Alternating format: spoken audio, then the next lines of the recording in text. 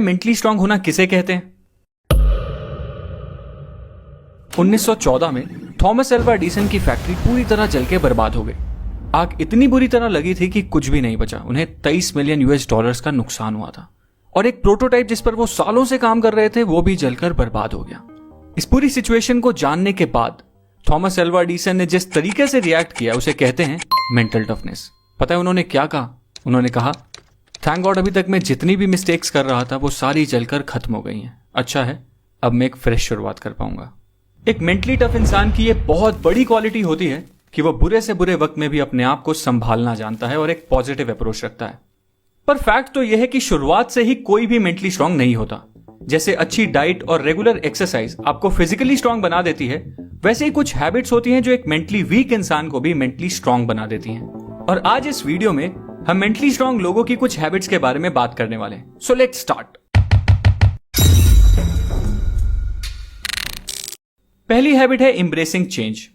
Eagle इकलौता ऐसा पक्षी होता है जो 70 साल की उम्र तक जिंदा रह सकता है।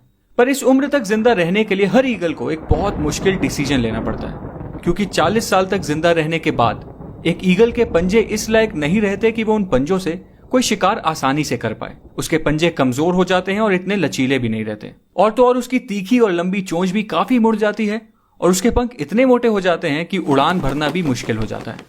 और 40 साल की उम्र में यही वो टाइम होता है जब एक ईगल के पास सिर्फ 2 ही ऑप्शंस होते हैं। पहला, या तो वो इसी तरह मर जाए, दूसरा कि वो एक बहुत ही पेनफुल से चेंज के प्रोसेस को एक्सेप्ट कर ले।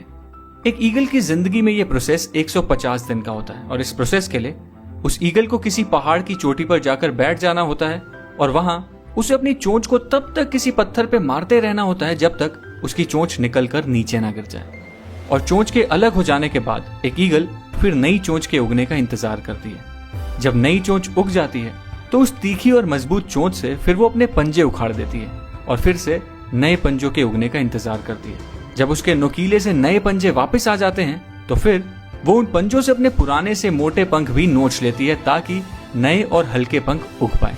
और फाइनली इन बेहद दर्द भरे 150 दिनों के बाद एक ईगल अपनी नई जिंदगी की एक नई उड़ान भरती है एंड अपनी जिंदगी के बचे हुए 30 साल जीना शुरू करती है। मतलब सर्वाइवल के लिए और जिंदगी को जीने के लिए एक दर्द भरे चेंज को एक्सेप्ट करना ही पड़ता है। और याद रखो, जब बारिश होती है ना तो सारे पक्षी बचने का कोई ना कोई ठिकाना ढूंढते हैं, पर इकलौता ईगल ऐसा पक्षी होता है जो बारिश से बचने की कोशिश करने के बजाय बादलों के ऊपर उड़ने की औकात रखता है। इसलिए एक मेंटली स्ट्रांग इंसान भी हर मुश्किल चेंज को एम्ब्रेस करता है और उसे एक्सेप्ट करके उस चेंज से गुजर कर खुद को मजबूत बनाता है, चेंज से घबराता नहीं है।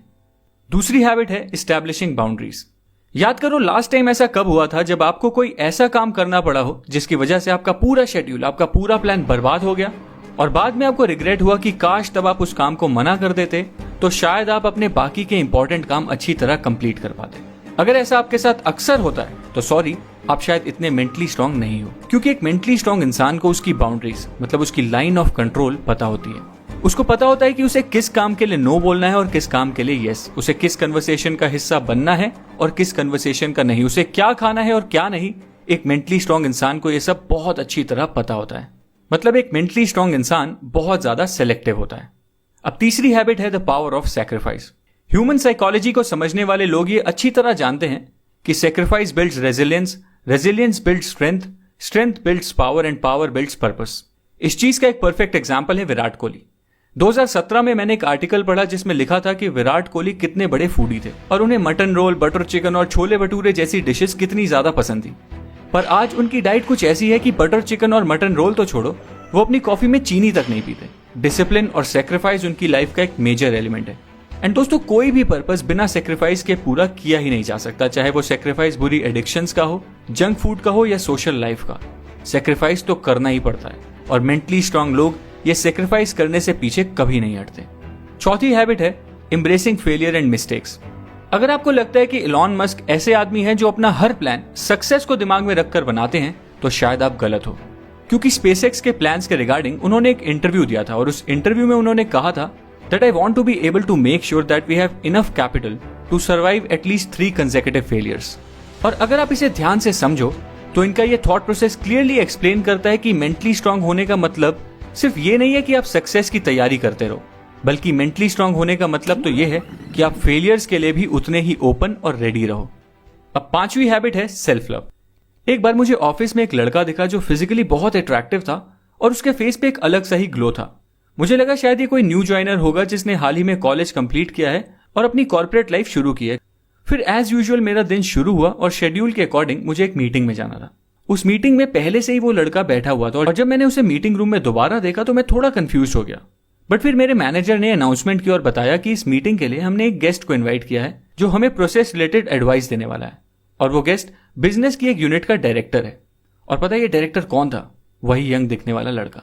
एंड उसके बाद जब मेरी उस डायरेक्टर से बात हुई तो उसने बताया कि वो बिजनेस की एक बहुत ही क्रिटिकल यूनिट हैंडल कर रहा है और उसका शेड्यूल फुल पैक्ड रहता है, पर वो जब तक अपने दिन की शुरुआत में सबसे पहले अपनी फिजिकल हेल्थ और मेंटल हेल्थ पर काम नहीं कर लेता, वो अपने दिन के बाकी काम भी शुरू ही नहीं करता। For him his day starts with a practice of self love.